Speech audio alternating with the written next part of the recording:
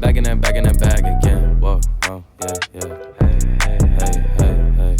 Back in that, yeah. Hi friends, how are you today? My name is Sabs and I love all things fashion and handbags. In today's video, I will be reviewing Dior's saddle bag. A couple of weeks ago on my Instagram stories, I asked you guys if you think I should review this bag and the results were amazing. So I thought this video is very much overdue. I've had this bag for about 3 years now, so I feel like it's a really good time for me to discuss wear and tear, styling, whether it's a good travel bag, what I think of the price range and whether I think it's worth it, its functionality and what fits inside, because I feel like that's what most people are curious about given the very distinct shape of this bag. So I purchased this bag back in 2021. It was already a 2-year-old bag. It had been pre-owned. I bought it from a consignment store. At that time, I think the bag retailed for about 4,000 Canadian, and right now it's about 5,500 Canadian. Although bear in mind that it is slightly updated. The new ones come with a longer strap where you could crossbody it or have it as a longer shoulder strap. This one just came with the strap that is attached to it, and then if you wanted to crossbody it, you would have to buy the guitar strap as a separate purchase, which that strap on its own is quite a hefty price. It is priced at about $1,000, although I do need to double check that. A new guitar strap from Dior would be $1,400 Canadian. Wow. Anyway, as I said, I purchased this bag from a consignment store back in 2021. I thought at the time I was paying a pretty high price because it was only a few $100s under retail, but I still really loved the bag and it was in really pristine condition. So I said, why not? It is a bag that I've been thinking about for so long. And I did think of it as such a good statement bag, although I was not quite sure it would become a staple in my closet. I genuinely was just trying to give it a try, give it a shot, basically, see how it goes, how I can use it, because at the time there weren't a lot of review videos detailing whether it fits a whole lot of things. People would just say it's a little uncomfortable to get into. They would talk about the structure being really hard, but I didn't actually still have a very clear idea of the amount of things that would actually fit in there. So I decided to pull the trigger, purchase it, and I ended up loving it. It became a major staple. I basically wore it more than any of my other bags. I even traveled with it. I had a lot of good times with this bag. I could say that within the first 2 years that I bought it, it was my most used bag. I didn't have very high expectations of this bag when I first purchased it, even though I had loved the look of it for years.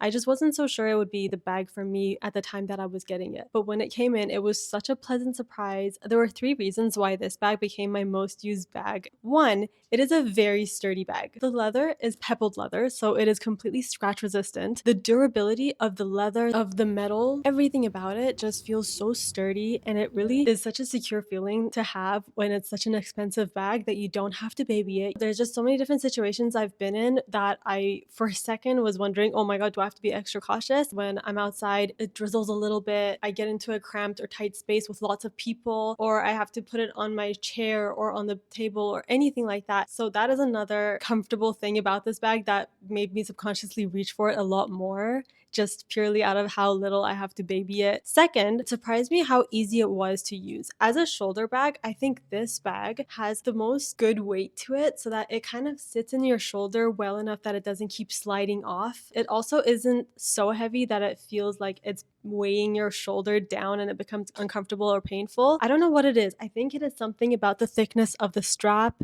and it is also about the weight of the bag itself. If anyone uses shoulder bags regularly, you know that annoying feeling when you have to keep readjusting the strap so that you make sure it stays, and sometimes it doesn't even stay, so you have to sort of hold on to it. So as a shoulder bag, it is top notch. It definitely sits really comfortably. And the third thing is the color and the design and everything of it is just so perfect. For me, I feel like I have a way easier time styling white and black bags than, I don't know, beige or brown bags. Color wise, I know a lot of people stay away from white bags, especially when it's this price range. You try to stay closer to darker colors like black and dark browns so that you can make sure there's no color transfer.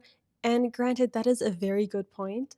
But if you had to get one designer white bag, I would really suggest this one being the one, because the durability is something to not be missed. A Chanel lambskin in white, you just always worry that if it gets color transfer and if you start having to rub it with a fabric or something, that it starts to wear on the leather. But this bag, I have had to clean it multiple times with, of course, gentle cloths, but every time I do it, the leather just stays completely the same because of how durable and pebbled it is. I like that it's not a very snow white kind of white. I believe it's called a latte color. I need to double check that too.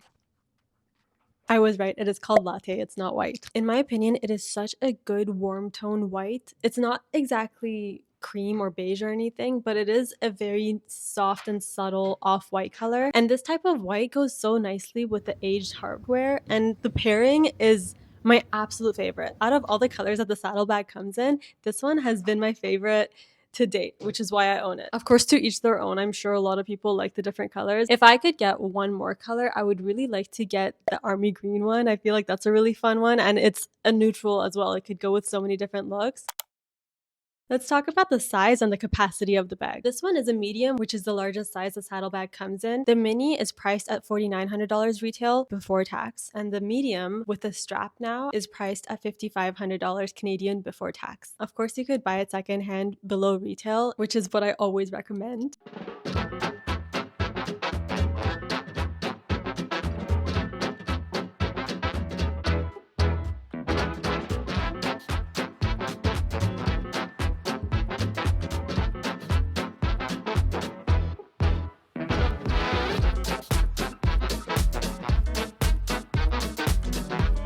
With the medium, it honestly fits everything that I need on a day-to-day basis, which is why I did travel with this bag. I was really excited to show everything that fits into this bag because it took me by surprise the first time I started putting things in there. So filming this review and showing everything that fits in there, I felt like it would be such a service to whoever is still on the edge about, should I get this bag? Does it even fit the necessities? And I'm here to say, for a night out, for a day out, for any type of event, this bag fits the majority of the things you might need, and it fits them so well. It's not the kind of bag that becomes deformed or looks too wonky once you put a lot of things in there. This one has such a tough, rigid structure that you can just pack a lot of things in, and as long as the flap still closes, it looks really good. Size-wise, I would say this bag, I know it has such an irregular shape, which is its most unique charm. It's what draws people to it. Despite that, it does allow quite a bit of things to fit inside. The mini though, I don't quite know. I've seen some videos of what things fit in there, but I don't really think that would be much of a functional purchase, to be honest. If you're into having a really tiny bag for evenings or for special occasions, I think it would be a lovely bag. It just doesn't warrant a $4,900 price tag. I just really wouldn't be purchasing it at that price point. My absolute favorite thing about this bag is the fact that it is such a statement piece. You could wear it with the simplest of outfits and it would just elevate the whole look. And that is just something that sometimes you look for in a bag. I don't really gravitate personally towards really simple bags because I do see bags as accessories. So unless I want a good tote bag for work or carrying a laptop and things like that, I don't like my smaller bags being very plain. Hence why I have a collection of Chanel bags and this bag, which have very distinct design elements, because I just really enjoy the look of them as statement pieces and as items that really do elevate my whole look overall. Some key things that I noticed about the bag right away when I first got it was the quality of the leather. You can really tell that it is such high quality. The interior, I believe, is suede. It feels that way anyway. And the hardware is so nice. It has weight to it. It doesn't feel flimsy. It doesn't feel cheap. And it hasn't rusted at all for me over the years that I've had it. I try to take good care of it. But like I said, I've walked through the rain with this bag and I do try to dry it as soon as possible. But I'm not very super cautious with this bag. It has maintained its shape, its structure, its overall integrity has been intact for the past 3 years that I've worn it so many different times. I do have to say though, the reason why I'm saying this bag was my most used bag the first year and a half that I got it is because I noticed about a year and a half into owning this bag that every once in a while when I was wearing it, it would pull out a lot of my hair. It would get caught on the little C and D parts, or like this part of the strap where the leather kind of folds upward. I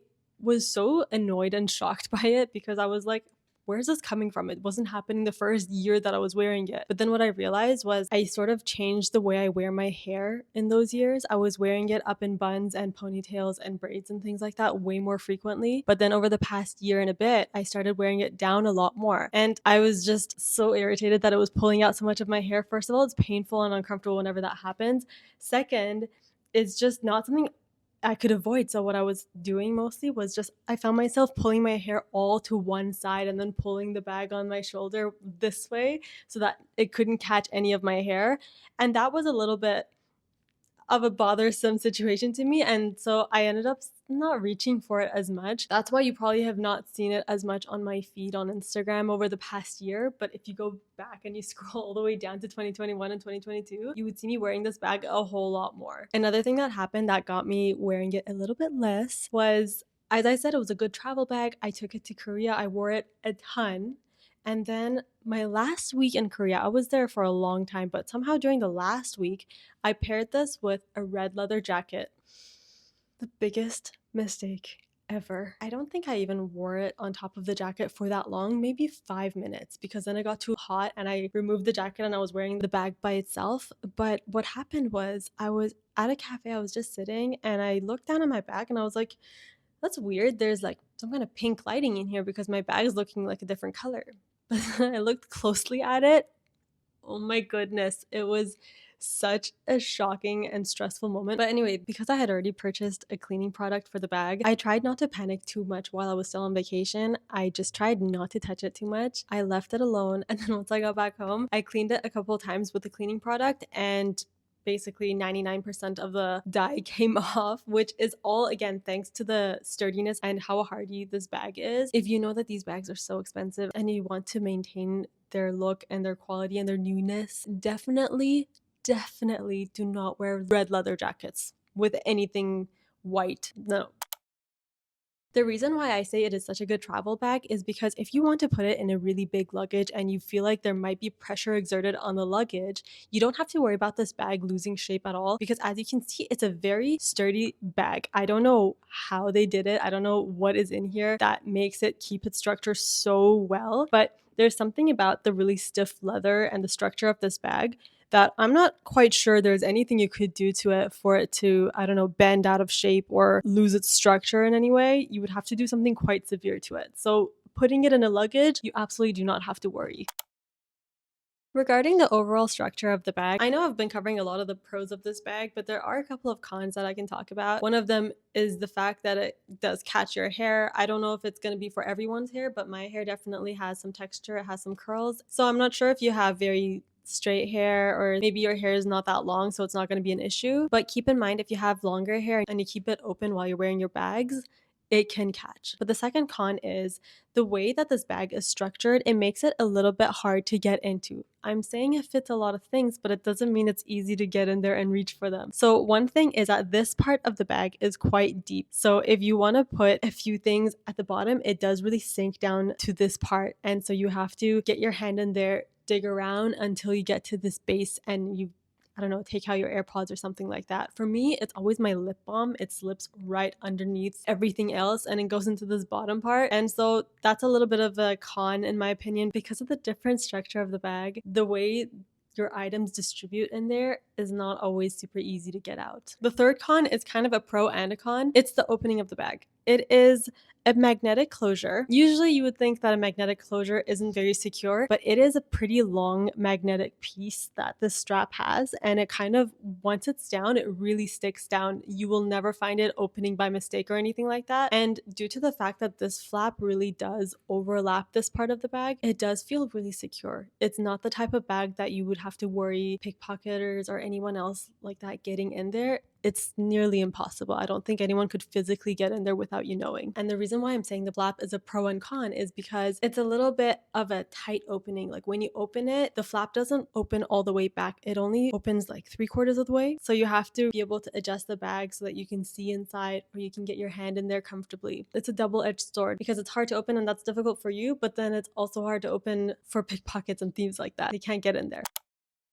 Regarding the styling of the bag, would not recommend wearing it with any clothes that you know might give some color transfer, but I don't really have to be too careful about what colors I wear this bag with. Like I know certain people say that they only wear their light color bags with their beige and white clothes, but I don't do that at all. I still wear this one with black leather jackets and things like that because I'm certain that those jackets do not give any color transfer, but red just has a way. I've had multiple red leather jackets and without fail, each one has had color transfer, not just on this bag, but on my shirts, on my blouses. But stylistically, this bag goes with basically everything. I wear it winter, summer, fall, and spring. Like at any season, it looks great. And because of the way the hardware looks and everything, it just elevates any look. It's basically an accessory. Sometimes when you're just feeling kind of like uninspired and you don't know what to wear, and you wear a really, really basic outfit and you put this on, then the look is automatically glammed up by like 2 notches. My favorite thing is the way when you put this on your shoulder, the C and D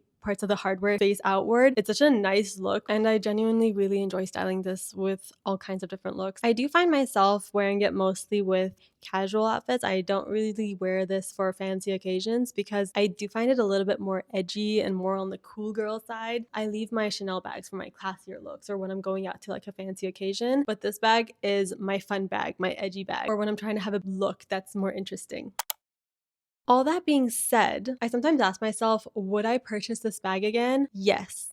At the same price point, I definitely would. Would I purchase this bag new? I'm not sure. I understand that the crossbody strap is worth it for a lot of people because not everyone's into wearing a shoulder bag as a shoulder bag all the time. And I get that it's nice to have a bag that you can wear 2 ways, but I just never really bought this bag for the purpose of wearing it as a crossbody. I've been asked before if I would consider buying the guitar strap. It's not necessarily for me. I don't think I like the way the shoulder strap sits once the guitar strap is attached and it's being worn crossbody. It just feels like this part wasn't well thought out. It doesn't sit quite right. I think this bag shines most when it's worn as a shoulder bag. But that is again just my opinion. If you like wearing a crossbody, more power to you. At the end of the day, I would say that this bag's pros outweigh the cons by a lot. It's a great bag for traveling. It's a great bag for accessorizing and making very simple outfits look way more cool and edgy. It's a sturdy bag and you don't have to be too careful with it. And honestly, it's quite timeless. This bag style has been around since the 90s. It was worn by Carrie Bradshaw in many of her cool looks.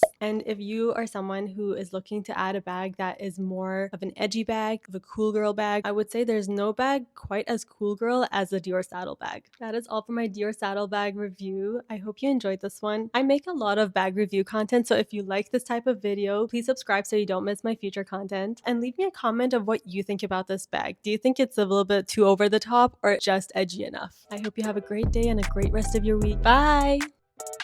Back in that bag again.